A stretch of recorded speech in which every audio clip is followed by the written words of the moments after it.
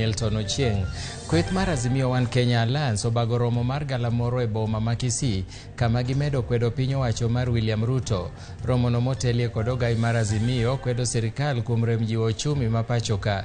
Bende gise apisa mag okwach kich kuom donjo gi thuon e dala jatend migawo machon mar arita Dr. Fred Matiang'i.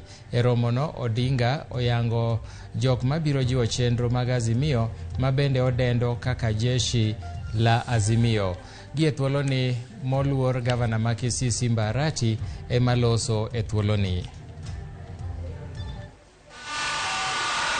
Ambazo ni za mwezi wa Disemba na Novemba.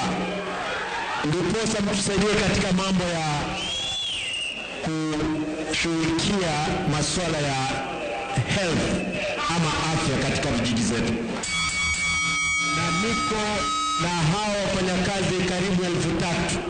Nimeamua kwamba kulikuwa na hiyo pesa katika bajeti.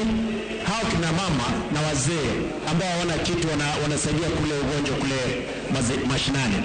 Nimeamua kwamba tutawalipa pesa kwa miezi hiyo sasa ifuatayo, lakini kuanzia mwezi wa 11. Kwa hivyo kama mko hapa pia nahakikisha kwamba mtalipwa pesa zenu wiki ijayo. Kwa hivyo kila mtu kwa akaunti yake. Nimesimamisha mambo ya kutoa pesa na kutumiwa.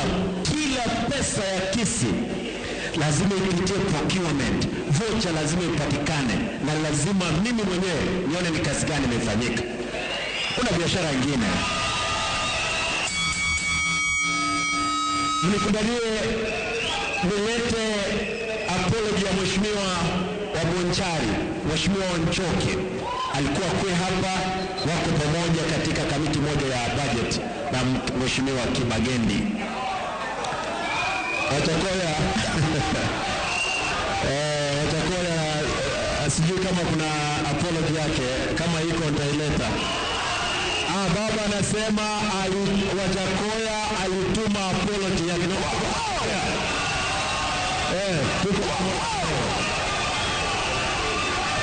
Nataka wazi Babu Wino.